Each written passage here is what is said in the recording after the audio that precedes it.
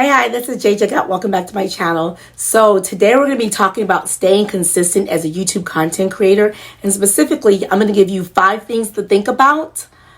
And 4 of them are mental things. One of them is an actual productivity tool that you can use today. And so let's get right into it after this short little break.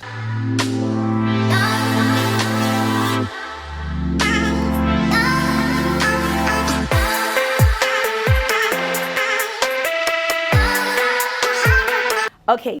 Hey, welcome back to my channel. So if you are a content creator on YouTube, there's a high chance that you got into YouTube because you already had an audience on Instagram, Snapchat, TikTok, maybe Facebook, and someone from that community told you, hey, you should take your show on the road to a larger platform, that being YouTube. Or you're like me, a content quarantine creator who during the pandemic decided that you need to actually perhaps, take that YouTube channel you've had on the shelf off the shelf and be focused and consistent on being a YouTube content creator. What you need to do is first stop, pause, do not pass go, and have first a mindset shift. Your mindset shift has need to consider the fact that one, YouTube is a marathon, not a sprint, which you probably heard before. It's going to take a long time for you to grow as a creator.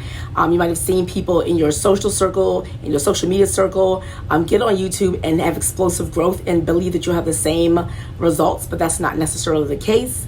And so once you have that mindset shift and you get prepared for the long haul, that'll help you stay consistent and you'll be less discouraged by not seeing the growth that you anticipated. The second thing you need to do with your mindset is also consider the fact that you now know that as a YouTuber, you have to be all the things. You have to be a creator, a market researcher, the videographer, the cinematographer, the set designer, the costumer, the makeup artist, the editor, the promoter. You have to be all the things. So that's the first thing, is have that mindset shift. The second mental thing that you need to consider is to stop comparing yourself to other creators.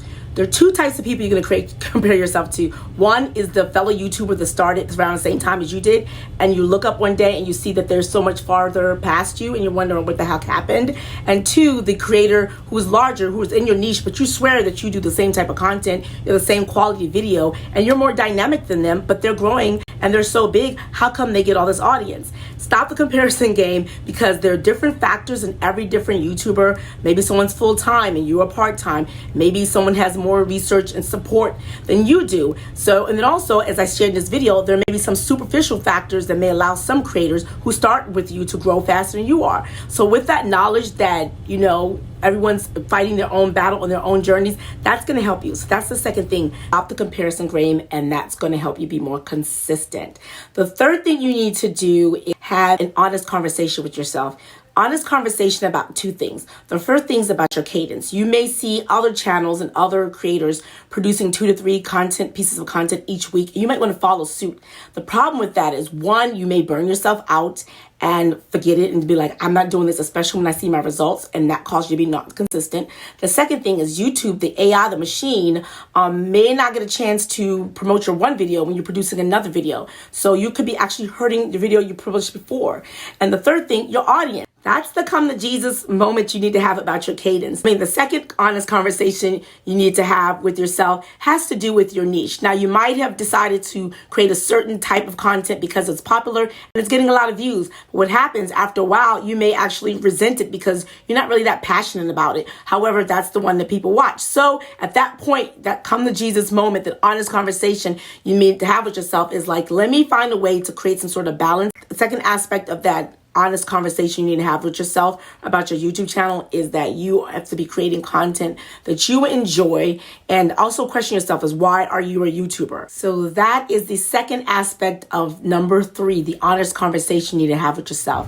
Now, number 4, the last mental thing that you need to do is actually start being committed to your YouTube channel the same way that you would be committed to a job, your client, your customer, a patient, your boss, your parents, your professor, your teacher, someone who you owe deliverable to regularly. So for example, if you had a school project or work assignment that was due at 9 p.m. on Monday and someone called you up at 7 o'clock and said, hey, let's go for drinks, would you say, yeah, sure, why not, knowing you have that deadline? No, you would say, I got something else to do. So if Monday at 9 p.m. is your day to create content and someone calls you for drinks, Treat your YouTube like you would someone who you owe a deliverable to, and pass on those drinks. Similarly, if the dentist's office calls and say, we have a 4 o'clock on Tuesday, are you available for your semi-annual appointment? And you know that's your time to edit video. Ask for another appointment and be committed to your YouTube channel. So that's the fourth mental thing. The last and final thing is actually a practical thing. Essentially,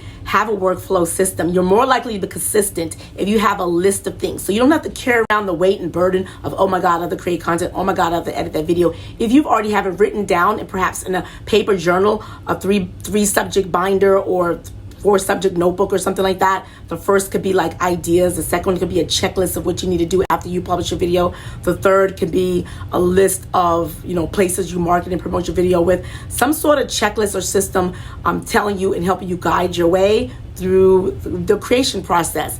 Alternatively, there's software, there are apps, mobile, desktop, that you can actually download and have access to, that actually be also another place where you can track your workflow, your checklist of things you have to do. Ones that I use and recommend are Monday.com, which I'm using currently. I also use Asana, and I did a video where I did a collaboration where one of my fellow YouTube creator did a walkthrough of ClickUp. So those are workflow systems that help you manage your workflow and all the different steps you need to go from thinking about a YouTube video to the process of creating it, to editing it, to creating a thumbnail, and so forth and so on. I'm gonna put a link down below to those 3 software systems, and you feel like you can purchase them. They may be affiliate links. This video is sponsored by my brand new membership site. So for those of you who follow me on Clubhouse and the Rising YouTuber Club, or the Talking YouTube by vidIQ, where my sister Hawa Bunga and I create content on a weekly basis targeting the YouTube community.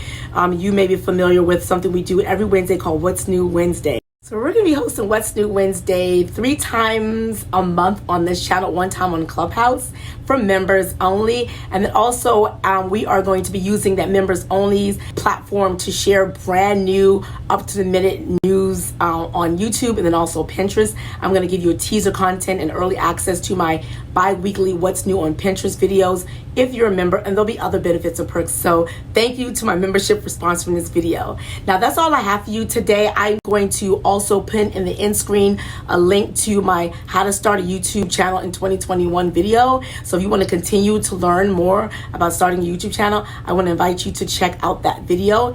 And then also, I am also going to put a link to a playlist which has my other YouTube growth strategy videos on there. So so the learning continues. Join the J Squad. There's plenty of space. Shout out to my latest commenter, and hit that subscription button and the notification bell so YouTube will let you know every single time I upload a new video, and so you could be one of the first. I think that's all I have for you. Join the J Squad. There's plenty of space. Until next time, cue my outro music. But